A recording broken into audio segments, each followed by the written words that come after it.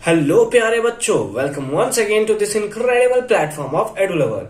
इस वीडियो में हम डिस्कस करेंगे क्लास 10th का इंग्लिश सब्जेक्ट से रिलेटेड सरमन एट बनारस के 5 मोस्ट इंपोर्टेंट क्वेश्चंस। ये वो 5 इंपोर्टेंट क्वेश्चन है जो प्रीवियस ईयर में भी आ चुके हैं और साथ ही साथ इस बार आने की भी बहुत ज्यादा प्रोबेबिलिटी है, क्योंकि इस चैप्टर से केवल और केवल एक क्वेश्चन आपको एग्जामिनेशन में देखने को मिलेगा। तो हमें 5 क्वेश्चंस को बहुत अच्छे तरीके से कर लेने की जरूरत है और इसमें कोई भी सडनली वाली बात, कोई भी अचानक वाली बात नहीं रहेगी कि अगर यही क्वेश्चंस आपके एग्जामिनेशन पेपर में आ जाए तो अच्छे से देखेंगे पांचों के 5 क्वेश्चन को। तो चलिए फर्स्ट क्वेश्चन से स्टार्ट करते हैं।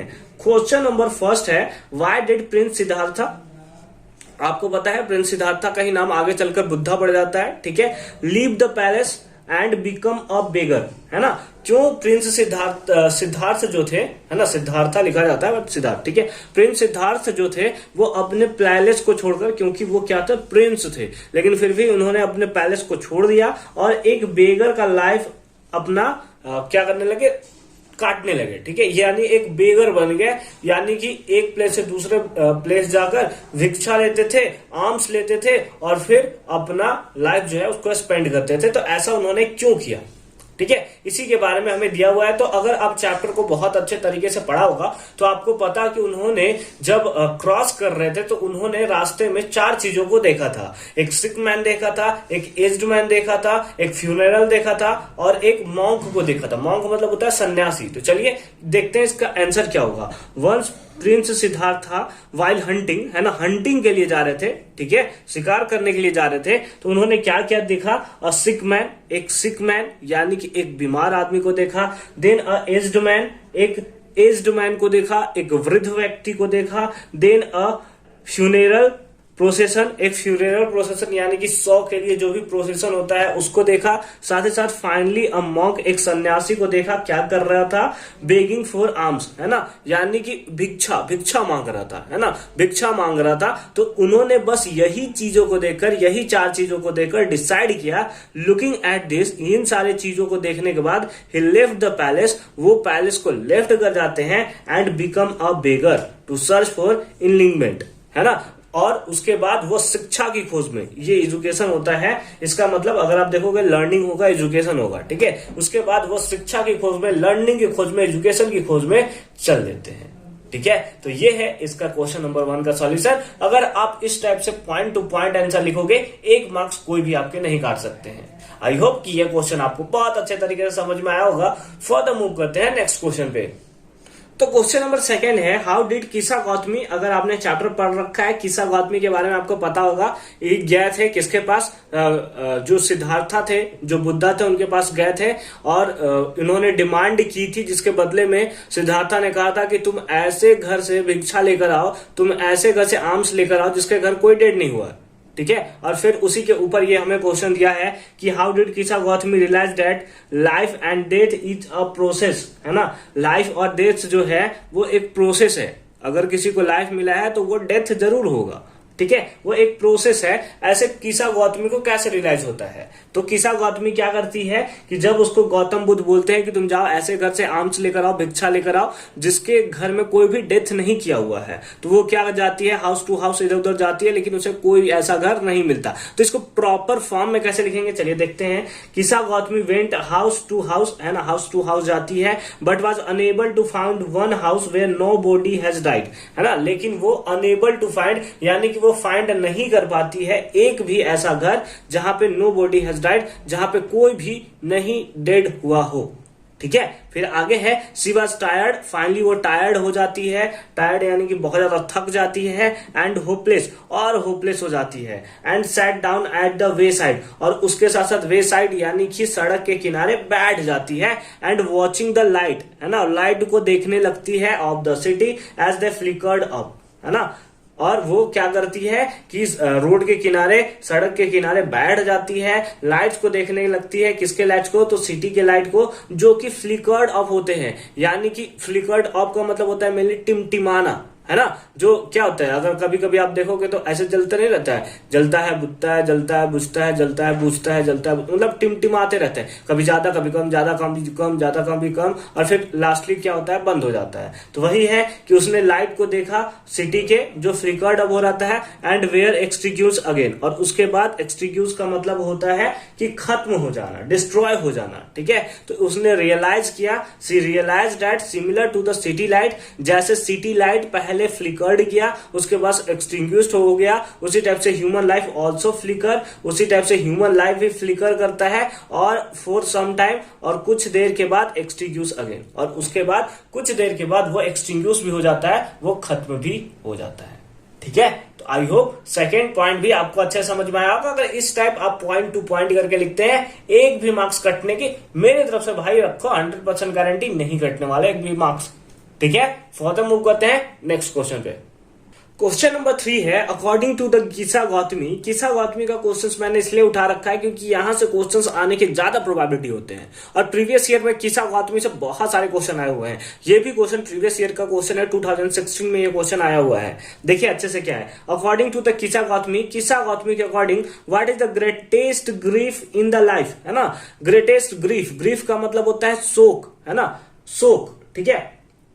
यानी कि अगर कोई बॉडी जो है वो डेड हो जाता है तो उसके ऊपर जो सॉरो होता है, उसके ऊपर जो हम लोग दुखी मनाते हैं, उसी को एक प्रॉपर वर्ड के थ्रू डिफाइन किया जाता है, दैट इज ग्रीफ, है ना। तो अकॉर्डिंग टू द किसा गौतमी के according what is the greatest grief in the life, greatest grief क्या क्या है, ग्रेटेस्ट शोक क्या है लाइफ का, तो चलिए देखते हैं क्या है। अकॉर्डिंग टू द किसा गौतमी, ठीक है, the greatest grief in the life is the death of one's loved ones and one's inability to stop them. यानी कि किसा गौतमी के अकॉर्डिंग जो ग्रेटेस्ट ग्रीफ है, जो ग्रेटेस्ट शोक है लाइफ का, वो हमारा है कि death of one's loved ones, यानी कि आप जिसे सबसे ज्यादा प्रेम करते हैं, आप जिसे सबसे ज्यादा प्यार करते हैं, जिसको सबसे ज्यादा दुलार करते हैं, उसका डेथ हो जाना, उसका डेथ हो जाना।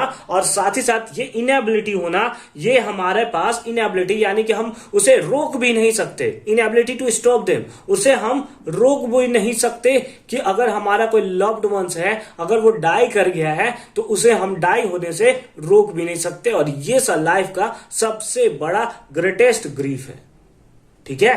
फिर उसके बाद लिखा हुआ है therefore instead of lamenting on it, इसीलिए जो किसा गौतमी ने है वो बताया है कि इंस्टीड ऑफ लैमेंटिंग, यानी कि उसके ऊपर रोने के बजाय, ठीक है, उसके ऊपर रोने के सिवा, उसके ऊपर रोने के बजाय the wife should not grieve, ठीक है। और लास्ट में लिखा हुआ है वीपिंग विल ओनली इंक्रीज, अगर आप रोते हो तो केवल और केवल इंक्रीज करेगा आपके पेन को और आपके मेंटल स्ट्रेंथ को भी वीक करता चला जाएगा, and disturb the peace of mind of a person. इसीलिए जो किसा गौतमी है उनके अकॉर्डिंग बताया गया है कि हमें रोना नहीं चाहिए 100 के ऊपर, ठीक है, क्योंकि ये लाइफ का प्रोसेस है, लाइफ और डेथ इज अ प्रोसेस, इससे प्रीवियस क्वेश्चन में भी हमने देखा था।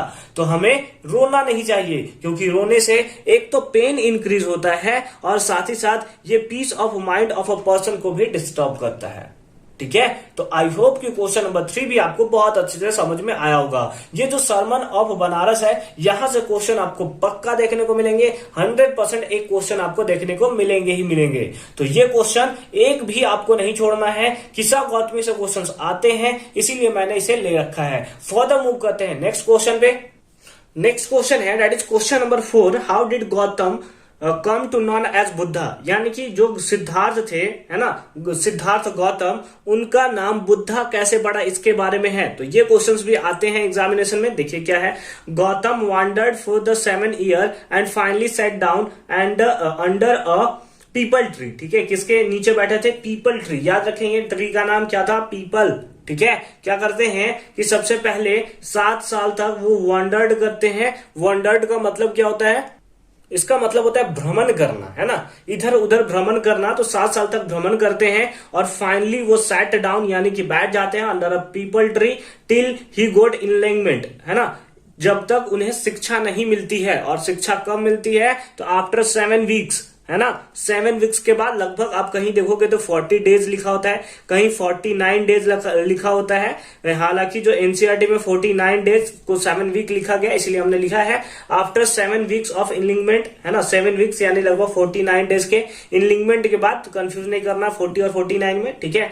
ही रीनेम्ड द बोधि ट्री, वो जो हम लोग का पीपल ट्री था उसका नाम अब चेंज करके क्या बना दिया गया, Bodhi tree, and began to teach, और उसके बाद वो सबको पढ़ाने लगते हैं, और पढ़ाने लगते हैं मतलब उसको शिक्षा देने लगते हैं, to share his new understanding, किसके लिए, अपने न्यू अंडरस्टैंडिंग को शेयर करने के लिए, and come to known as Buddha, और उसके बाद उनका नाम पड़ जाता है बुद्धा, ठीक है। यानी कि उसके बाद जो सिद्धार्थ गौतम नाम था, अब उसको हम लोग गौतम बुद्धा यानी कि गौतम बुद्ध के नाम से हम लोग सब लोग जानते हैं, ठीक है। तो ये थे 4 इंपोर्टेंट क्वेश्चन, 5 क्वेश्चन भी इंपोर्टेंट है, तो चलिए उसे भी फटाफट से देखते हैं। तो लास्ट क्वेश्चन है, question number 5, why did Buddha से, है ना, बुद्धा ऐसा क्यों कहते हैं about the death and suffering, है ना, सॉरी क्यों कहते हैं, क्या कहते हैं अबाउट डेथ एंड सफरिंग, है ना, डेथ और सफरिंग के लिए बुद्धा क्या कहते हैं, ठीक है। तो ये क्वेश्चंस आपके एग्जामिनेशन में लिए आ सकता है, ये थोड़ा लॉन्ग टाइप में आंसर हो सकता है, इससे पहले हमने शॉर्ट टाइप देखा, शॉर्ट टाइप क्वेश्चंस भी आ रहे हैं इस बार, लॉन्ग टाइप क्वेश्चंस आपसे पूछ सकते हैं ये वाला, तो ये इसलिए हमने उठा रखा है क्योंकि ये प्रीवियस ईयर में भी आए हुए हैं, और ज्यादा चांसेस है कि इस ईयर में भी पूछ दिए सकते हैं, ठीक है। तो चलिए देखते हैं क्या है, आफ्टर इनलिंगमेंट, है ना, इनलिंगमेंट के बाद क्या है, यानी कि शिक्षा प्राप्ति करने के बाद, है ना, एजुकेशन के बाद क्या होता है, Buddha started to spread his teaching about life, ठीक है। वो अपना टीचिंग जो है वो स्प्रेड करने लगते हैं, जो भी उन्होंने लाइफ में सीखा है, life, truth and the likes of it, ठीक है। ही टोल्ड दैट, वो बताते हैं, क्या बताते हैं, death and the suffering are the part and parcel of the life, death और क्या सफरिंग जो है वो क्या है, पार्ट और पार्सल है लाइफ का, यानी कि ये आते जाते रहने वाला चीज है, ठीक है।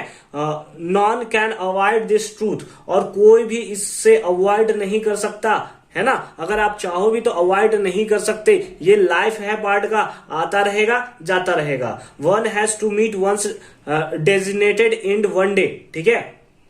फिर उसके बाद दिया whoever has come to the world will die one day, जो भी इस संसार में आया है, जो भी इस वर्ल्ड में आया है, उसे कभी ना कभी, किसी ना किसी दिन, एक दिन उसे डेथ होना ही है।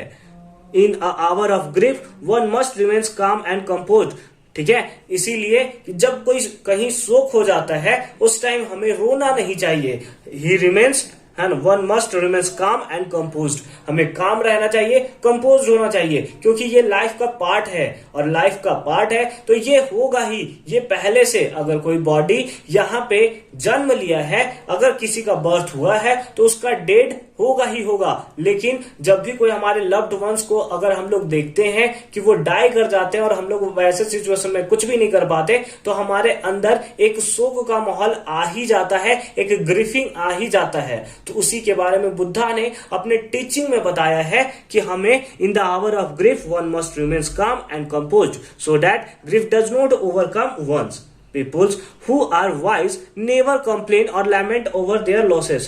People जो बहुत ही ज्यादा वाइज होते हैं, जो बुद्धिमान होते हैं, जो बहुत अच्छे तरीके से हर एक सिचुएशन को समझते हैं, वो कभी भी कंप्लेन नहीं करते या फिर वो कभी भी रोते नहीं हैं ओवर देयर लॉसेस। जब उनको लॉसेस हो जाता है तो दे एक्सेप्ट द ट्रूथ, वो ट्रूथ को एक्सेप्ट करते हैं and be blessed with it, ठीक है। So that the wisdom lies in the fact that, इसीलिए विजडम जो है वो लाइज करता है, people should not get distressed with pain, यानी कि वैसे पीपल में जो पेन में डिसस्ट्रेस नहीं होते, एंड सफरिंग एंड डेथ, और ना ही सफरिंग में और ना ही डेथ में। इसीलिए जो वाइज पीपल है, जो विजडम वाले पीपल है, वो वैसे ही विजडम जो है वैसे ही पीपल में हम लोग का फाइंड होता हुआ देखने को मिलता है, जो पेन में, सफरिंग में या डेथ में डिसस्ट्रेस नहीं होते हैं।